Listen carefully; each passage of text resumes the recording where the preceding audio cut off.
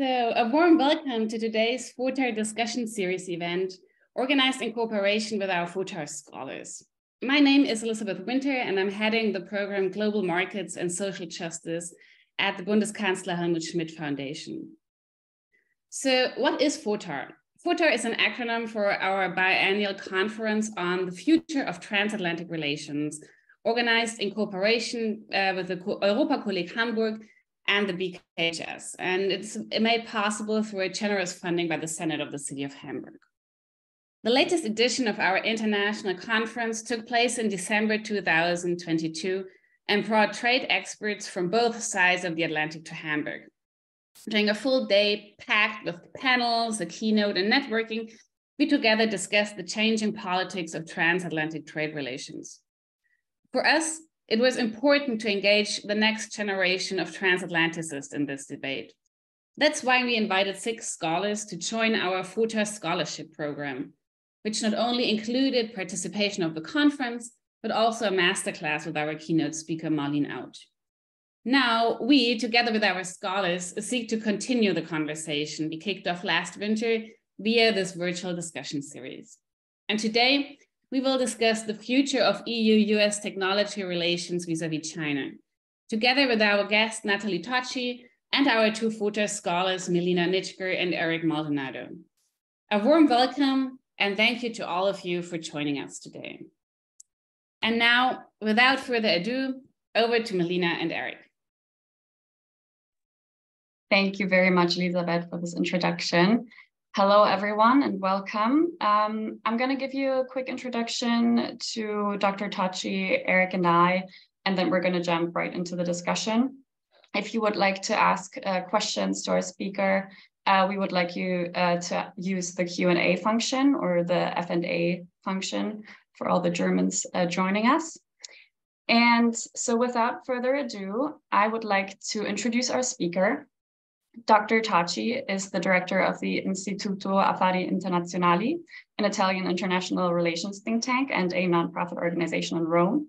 She serves as honorary professor at the University of Tübingen, has been the special advisor to EU high representatives, and played a significant role in shaping the European global strategy. She was also a member of the Distinguished Reflection Group of Transatlantic China Policy. Eric is a doctoral candidate in law at the University of Hamburg, where he focuses on constitutionalism and transatlantic policy. And I am a trainee at the European Commission working on transatlantic trade-related matters. And I would like to reiterate at the beginning that I am here in a private capacity, and I am in no way representing an official position of the Commission. So, today, we will discuss the topic of transatlantic cooperation in the context of China. And as we all know, China has emerged as a global powerhouse in the field of AI and boasting top-tier companies at the forefront of technological innovation. However, it is important to recognize that China faces a significant challenge in terms of AI hardware.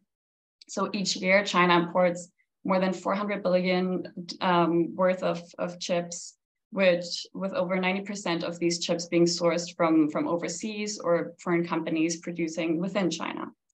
And the United States, the Netherlands, and Japan hold significant control over global semiconductor manufacturing equipment, with a share exceeding 90%. So while export controls may temporarily hinder China's AI development, it may pose a long-term strategic concern for the United States or the EU, as the reliance on foreign sources for essential components can have significant implications for national autonomy and security. So we would like to talk about whether it is possible to use trade and trade policy as a means of preventing conflict, to foster deep economic engagement and integration, which are also the fundamental principles of the European Union. So to kick us off, the first question that I'm going to pose is, should the transatlantic relationship continue to focus on their own production capabilities and divest from China? Dr. Tocci, if you would like to take this question.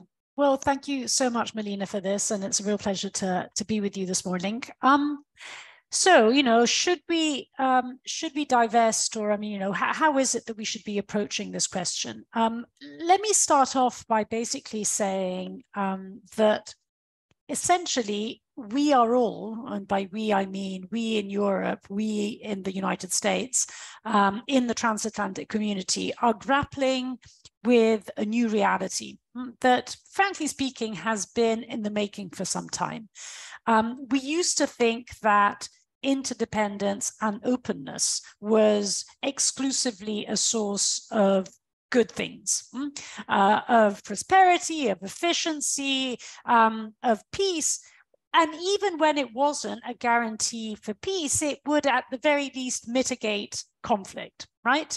And so, you know, if we think, for instance, about the relationship with Russia, I mean, I'll come on to China in a moment, but if we used to think about, you know, the relationship with Russia, even when we were no longer starry-eyed about Russia, so let's say from 2014 onwards, we still believed that the interdependence, and especially obviously in the case of energy when it comes to Russia, that interdependence would mitigate the most acute manifestations of conflict. And so, for instance, we prided ourselves on the fact that even after the annexation of Crimea and the beginning of the war in eastern Ukraine, mediated by the European Union, Russia and Ukraine had reached an agreement on gas transit.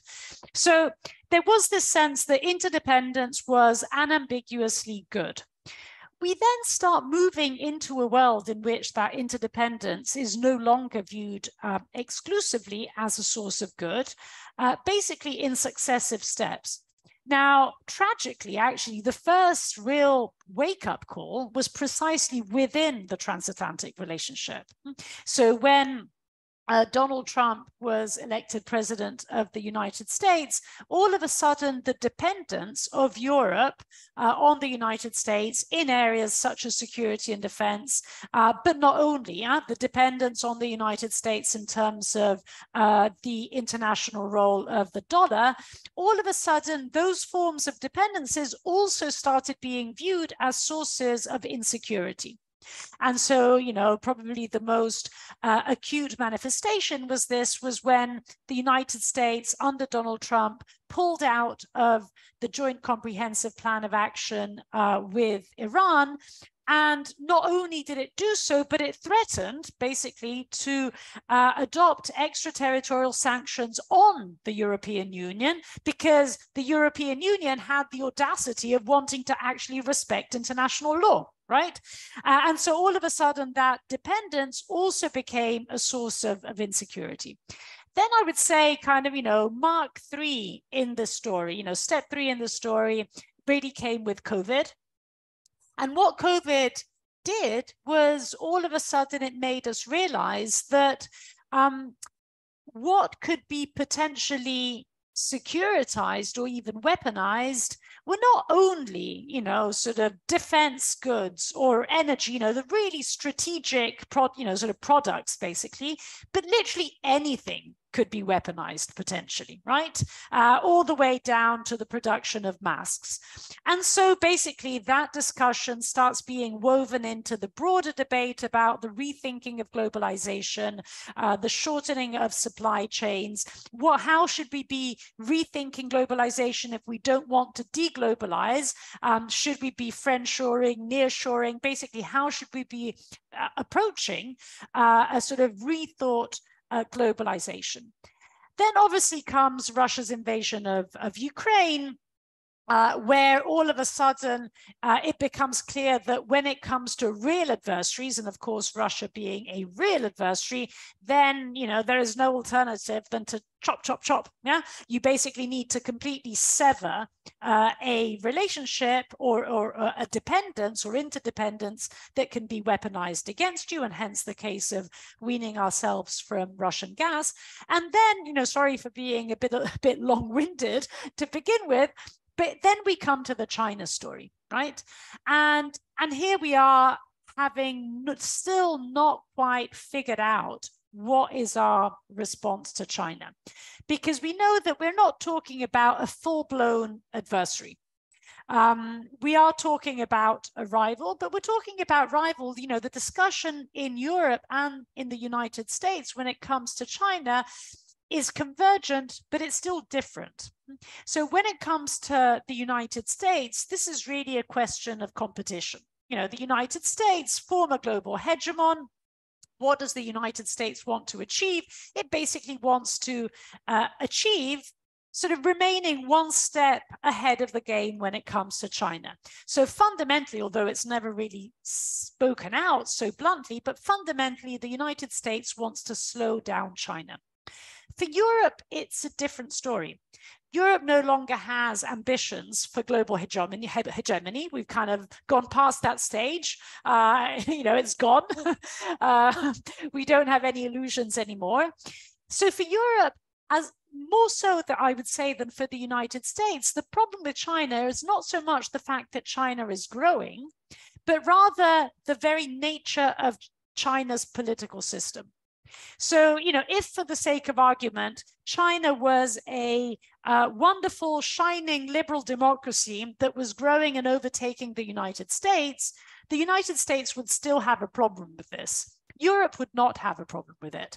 So for Europe, it's not so much, although we talk about China in terms of, you know, being, you know, cooperation and competition and rival and systemic rival. But the truth is that for Europe, it's really a story of protection, not of protectionism, but protection, given what China can do within our own systems.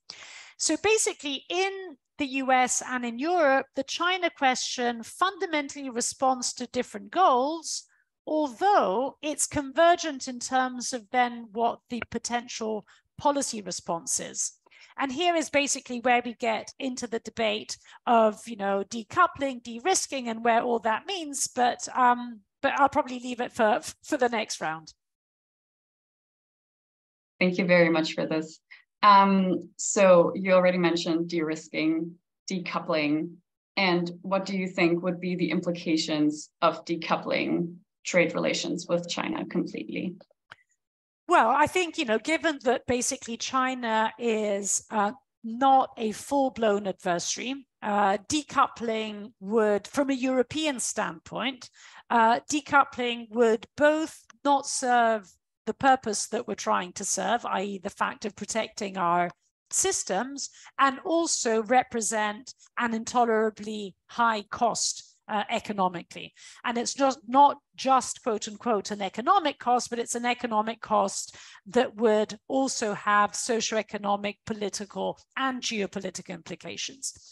So Europe has been very clear that we're not in the ball game of cutting off a relationship. We don't think that it serves the purpose, and in fact, it would have negative effects. And, you know, truth be said, basically the United States has understood, appreciated that position. And hence we are in the world of de-risking. And so the next question is, what does de-risking actually mean? And do we mean the same thing on the two sides of the Atlantic? So I would say that de-risking means another 3 Ds. So you basically have D number 1, which is dilution. And this is the D that comes closest, in a sense, to decoupling. So you don't want to sever a relationship, but yes, you do want to loosen it. So you want to be less dependent, basically, on China.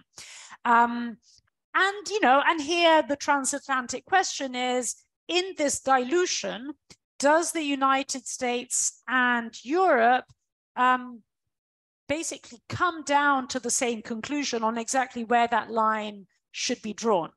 Because here it's basically an issue of the potential security implications of particular products, basically.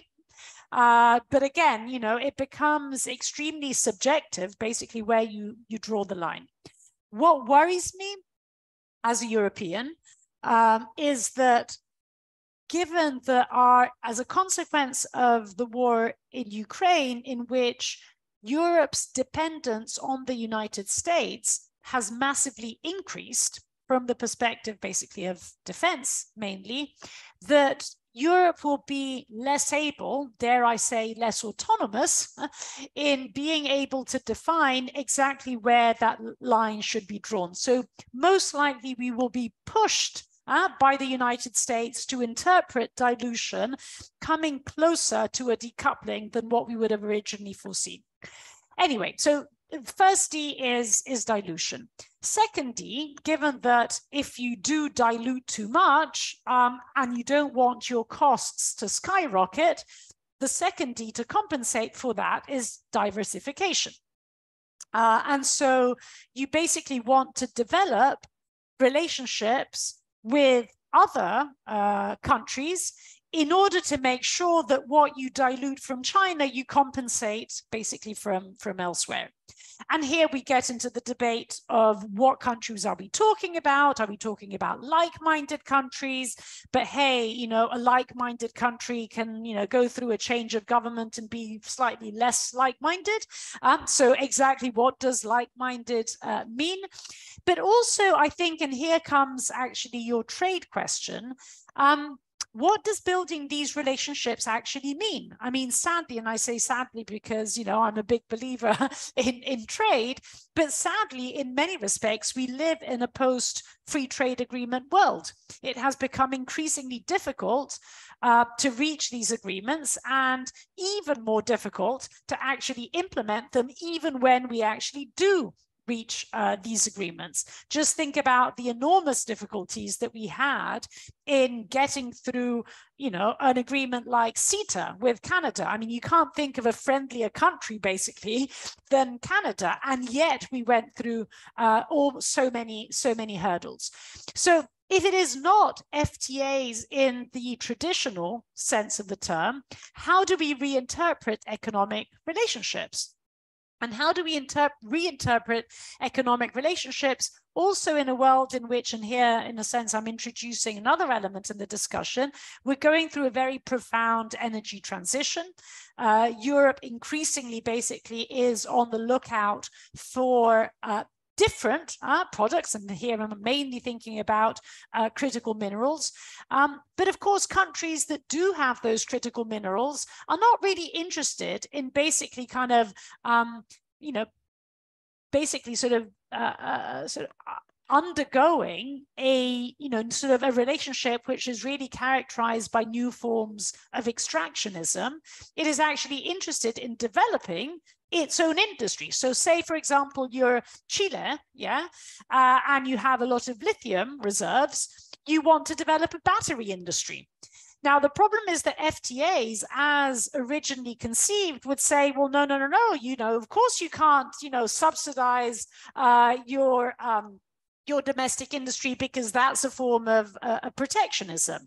But we live in this post-traditional FTA world. So the question I think that we're grappling with as Europeans is how to diversify by building these relationships that enable both sides of the equation to develop their domestic industries. And this gets me to the last D, which is domestic production. So in a sense, the third basically aspect of de-risking is that of boosting domestic production.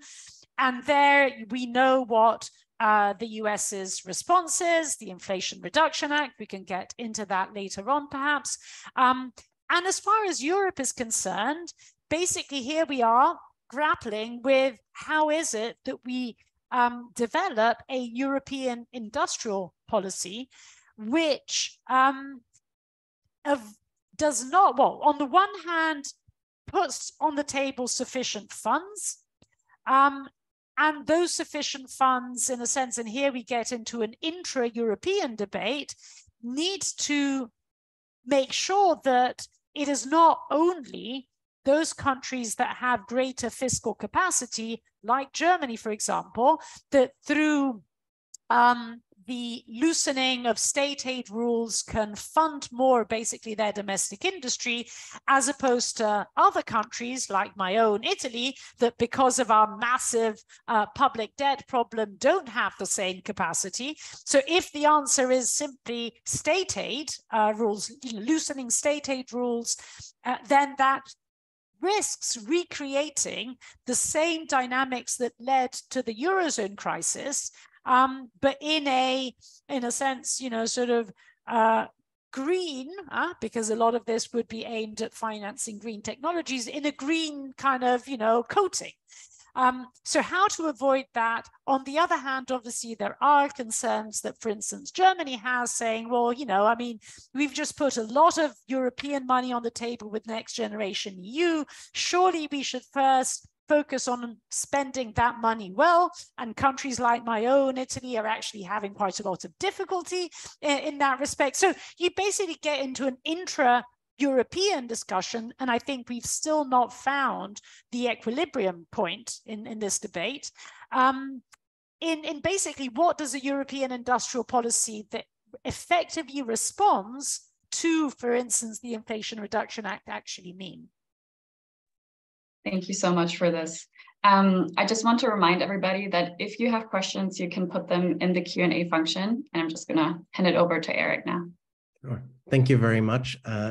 Thank you once again, Dr. Tocci, for your contribution today and your time.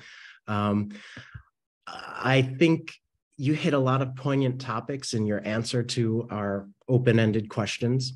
And in the interest of playing devil's advocate, I would be very curious to hear your take from the other side now. And so not in the sense of a divestment plan very largely, but rather an active investment plan.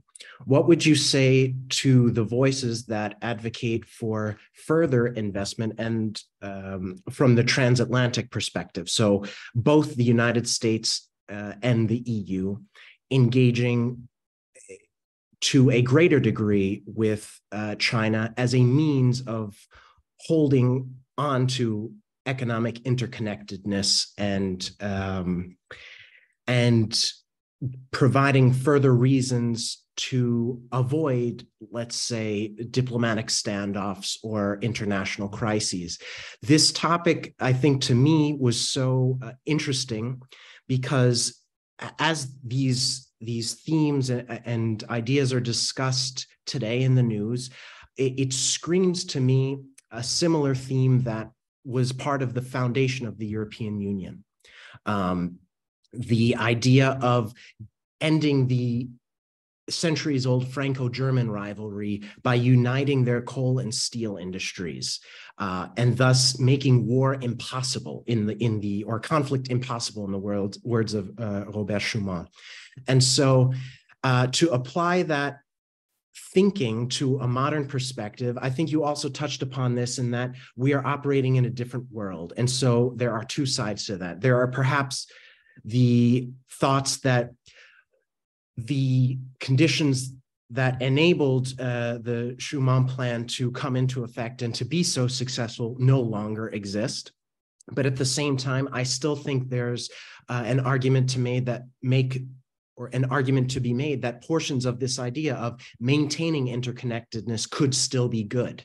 And so perhaps to distill that question then down into a single one, what would you say to voices calling for greater interconnectedness, greater economic integration through both foreign and economic policy? Because there are certainly economies of scale in maintaining China as a partner, whether it be for the production of solar panels, using their already developed industries of rare earth minerals or battery production. And so I'm curious to hear your take on that perspective. Yeah, well, that's a great question. And I think that my bottom line to it is, indeed, we have to be careful not to throw the baby out with the bathwater. And so whereas, fine, you know, we're far more cognizant now of the security risks embedded in interdependence, we should also be wary of the fact that no interdependence at all can also generate huge security risks, as well as obviously huge economic costs. And so to me, it's really a question of finding a new equilibrium. It's as if, you know, imagine a pendulum, it was all the way on one extreme, And now, rightly so, it's moving, it's shifting. But how do we avoid it moving on to another extreme of basically closure and protectionism?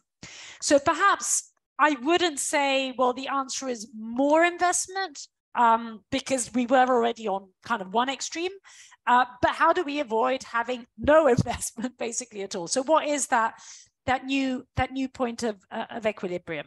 And I think in trying to answer the question, I think we're basically kind of, I think there are a couple of extra things in addition to what I was saying earlier, but a couple of additional things that I think are important to think about. Firstly, there's this question of the level playing field. So why is it that we're in this debate now? We're in this debate now also because, I mean, you know, alongside all of the conflicts and security problems and all the rest of it that we've had, also from an economic standpoint, because we have necessarily had to wake up to the rather harsh reality of a failure.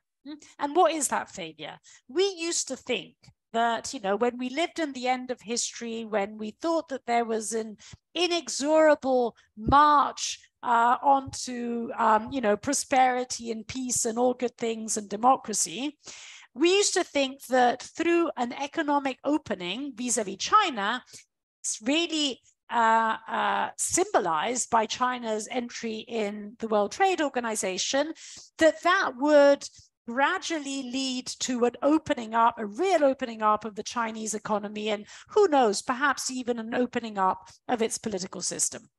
Now, that hasn't happened. I mean, in a sense, the lesson learned is that unlike what our ideology, in the sense of very sort of liberal or neoliberal ideology had taught us, you can actually grow economically and remain very closed politically. Now, if you are basically a sort of state capitalist model like China is, an authoritarian capitalist model like China is, what do? You fund very heavily your industries. And that is basically what created this unlevel playing field between, in a sense, the West and China. So you have a problem, Houston, right? How do you address this problem? Well, the minute in which you realize that you fail to address it by trying to level up the playing field, because you haven't managed to persuade China to basically stop intervening in the market so much, you're forced to say, well, in that case, I have to do so. And so, you know, the return of industrial policy basically in the West.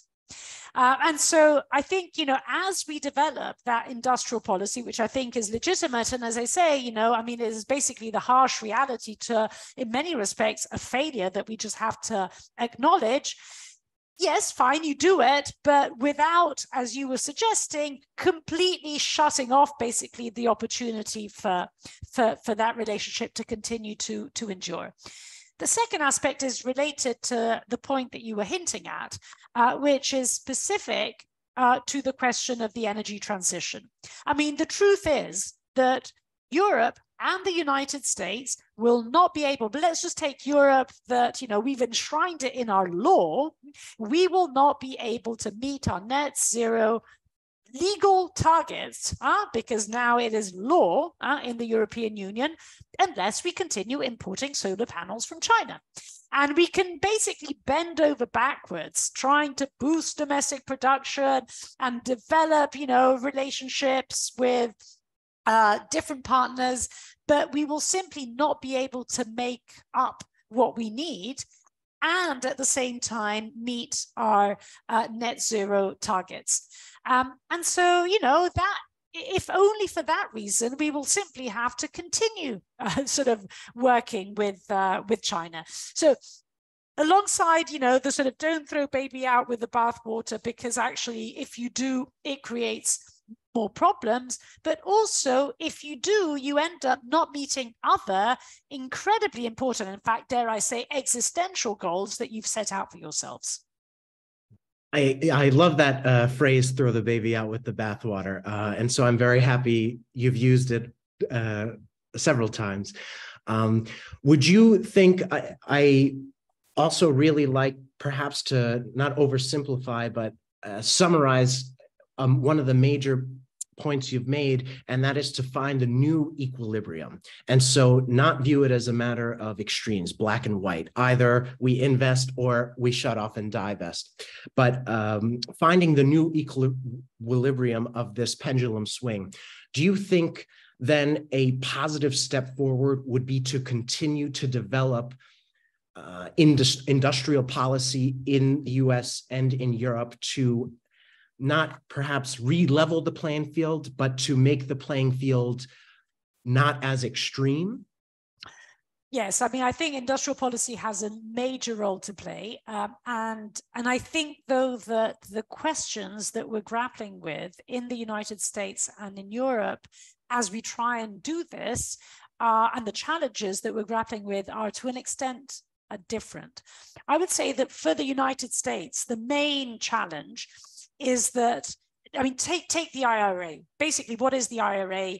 It translates in a lot of money, right? However, if you compare the IRA to the European Green Deal, you basically say, well, you know, the European Green Deal basically is far more balanced. The European Green Deal consists of regulation. You know, so how do you move to net zero? You have regulation, you have carbon pricing, and you have funding. And it's kind of these three legs that take you on the journey to where we are to net zero. In the United States, because climate is so controversial and so polarizing and polarized, basically climate does not really feature explicitly in the IRA, which is called IRA. I mean, it's not called, you know, the American Green Deal. And basically, the only way to get Democrats and Republicans to agree basically was through a lot more money. However, you ask yourself, you know, what is the financial sustainability of an industrial policy that only relies on funding? You know, how many, 400 billion packages can be passed by Congress over the course of the next 20 or 30 years, right? Because this is not a one-off game. I mean, this is an iterated game. So I would say that for the United States, the problem is more political, which is basically related to the climate story. And therefore, unless there is consensus on this question, I think there's a question of financial sustainability of the problem, of the policy, sorry. As far as Europe is concerned, it's, in a sense, what I was hinting at is exactly the reverse. So we can agree on the regulation, on the carbon pricing part of it, but we can't agree on where the new funding is going to come from.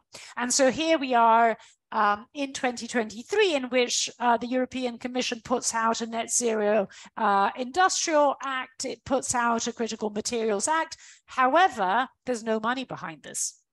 There's no fresh money behind this, which then relates to a whole set of other questions which have to do with the way in which we develop our budgets. You know, in a world in which we have to, address pandemics, address energy crises, address wars, and develop an industrial policy, is it really sustainable to have 7-year-long budgetary cycles, which therefore cannot really address when the new, sort of equip us to address when the new crisis basically comes up?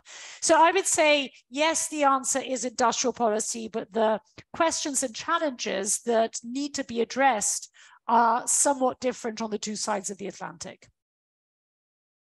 Thank you very much. I think that is a very good answer to our topic of discussion today.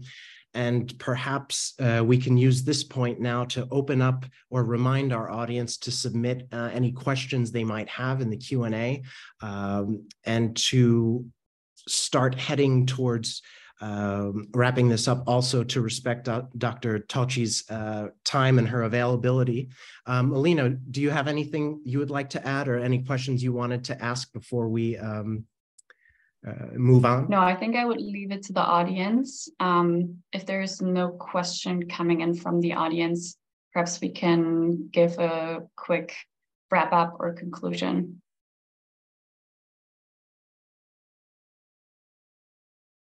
Okay, and so perhaps to then sum up or conclude, our topic of discussion was analyzing how complicated it is to develop whether a trade policy, economic policy, security policy, all these things are intertwined for the transatlantic relationship, the United States and the European Union, and their relationship with China.